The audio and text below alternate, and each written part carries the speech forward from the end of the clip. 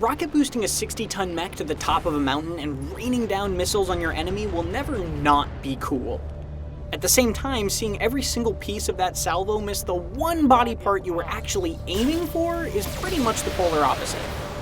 Such are the highs and lows of BattleTech, a turn-based tactics game that has as much exciting flavor as it does infuriating reliance on random number generation.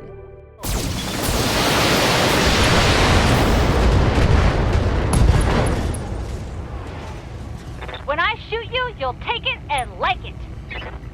BattleTech is an iconic tabletop franchise that spurred the creation of series like Mech Warrior and Mech Assault. But here in a turn-based video game setting in which you control a highly customizable lance of 4 mechs, it feels at home.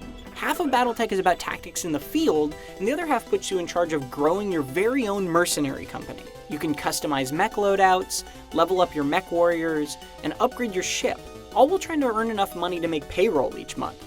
You do that by taking on randomized contract missions, which can often feel similar to a fault.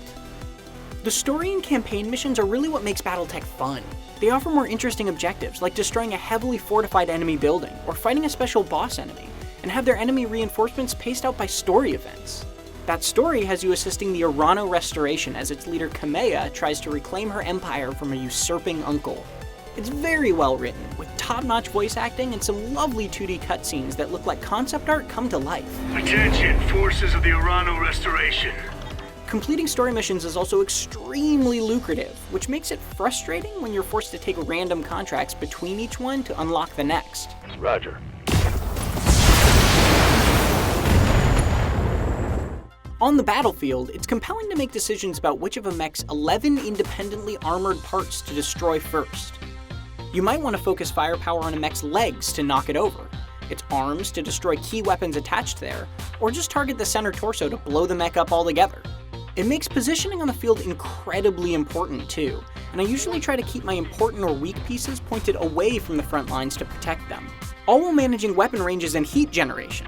The problem is, that system also has some of the most rage-inducing RNG I've experienced in a strategy game. Don't get me wrong, some randomness is fine, but this often makes it feel like luck can matter more than planning.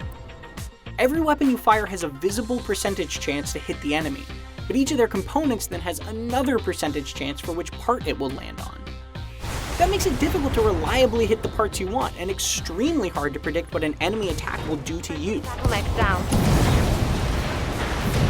You can spend morale to target a specific system, but it's shared across your entire squad, and even then it just ups the odds a bit. I've had dozens of moments where I only needed a little bit of damage to finish a part off, doing everything I possibly can to maximize those odds, only to pepper the enemy's unscratched armor instead, essentially wasting my attack.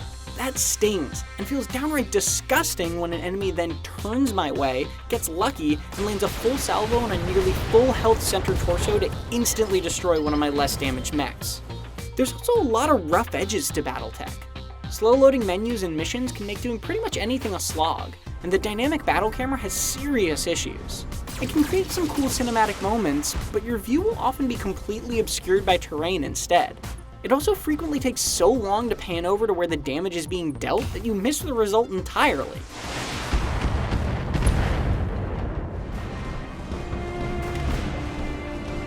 BattleTech provides interesting strategic decisions and a compelling story, but suffers from the frustrating inconsistency of its weapons and filler missions. Building up and customizing my mercenary company can be a lot of fun, but losing my favorite mech warrior to a random head hit feels like it undermines the choices I've made along the way. That frustration didn't ruin my time with BattleTech by any means, but it did mean I wasn't rushing back for more after I beat the campaign. For more tactical action, check out our reviews of Into the Breach, Battlestar Galactica Deadlock, and XCOM 2 War of the Chosen. And for everything else, keep it right here on IGN.